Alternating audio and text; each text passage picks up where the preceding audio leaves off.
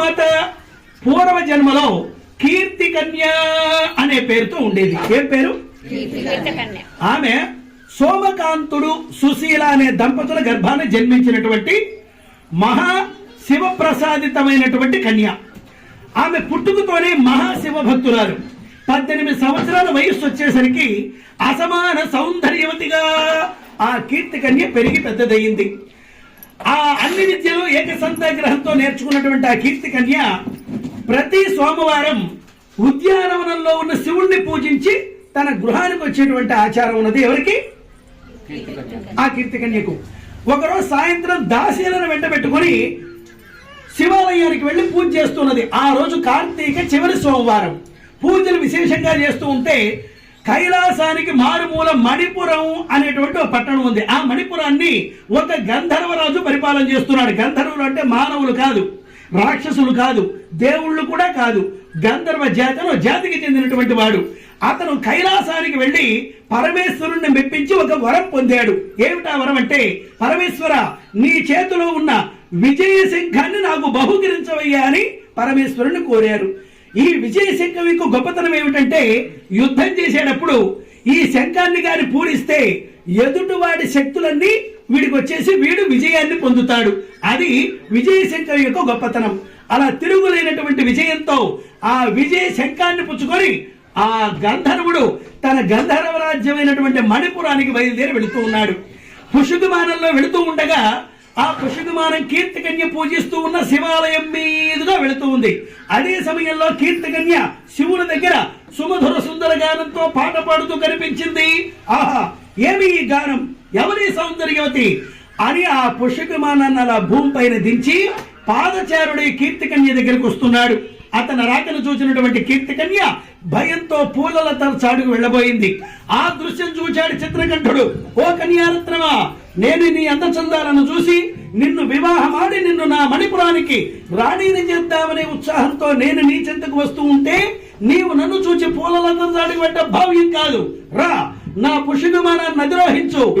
ఆ మాటలు విన్న కీర్తికన్య అంటుంది, నాయన గంధర్వరాజా, నీవు అనుకుంటున్నట్లుగా నేను మానవ కన్యను కాను. ఆదిశక్తి అవతారంతో పరమేశ్వరుని అనుగ్రహంతో జన్మించిన కీర్తి కన్యను. నేను దేవతను, నీవు గంధర్వుడివి. నీకు నాకు వివాహం కూడదని మార్గాన్ని వెడునాయనా అని శాంతంగా చెప్పింది కీర్తి కన్య. ఆ మాటలు విడిచిపెట్టినటువంటి చిత్రకంఠుడు ఒంటరిగా ఉన్న కీర్తి కన్య యొక్క దక్షిణ హస్తాన్ని పట్టడానికి సాహసించాడు. ఆ దృశ్యాన్ని క్రీగంట చూచినటువంటి కీర్తి కన్య మేఘమే గర్జించినట్టుగా, ఓరి దుష్టుడా, శాపమిస్తాను అనుభవించు. భూలోకంలో నీవు విష్ణువర్ధన రాజుగా జనించదవుగాక అని శాపం పెట్టింది. జై శ్రీ వాసవకన్యగా పరమేశ్వరి మాతాకి. నువ్వు విష్ణువర్ధన రాజుగా భూలోకంలో జన్మించు అని శాపం పెట్టింది. ఆ శాపానికి చిత్రకంఠుడు భయకంపితుడైనాడు.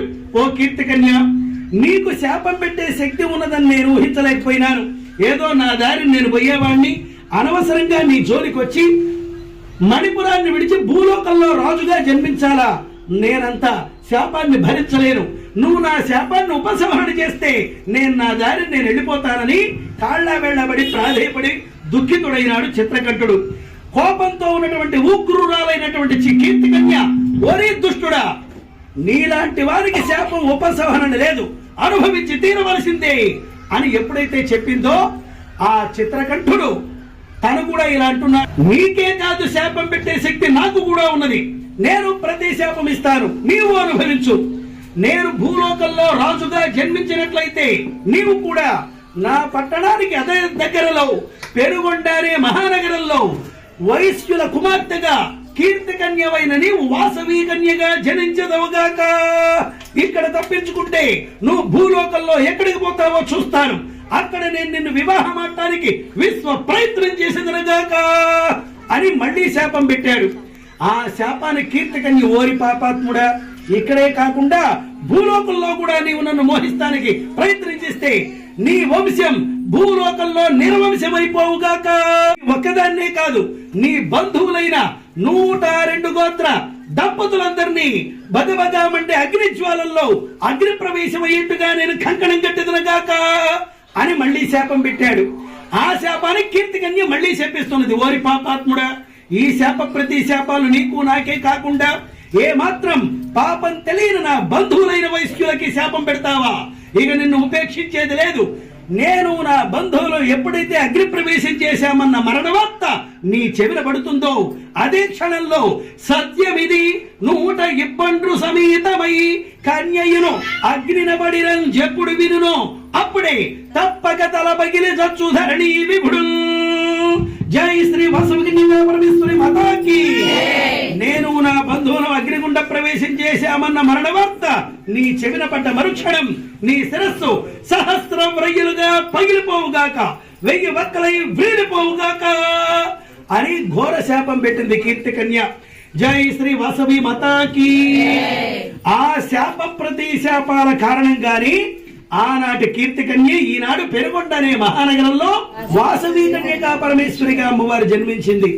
మరి ఆ కీర్తి కన్య శాపం కారణంగా ఆనాటి చిత్రకంఠుడే నేటి రాజమహేంద్రవరం అనేటువంటి నగరంలో పాండవులకి మనవడు, పాండవ మధ్యముడు అంటే అర్జునుడు అంటారు.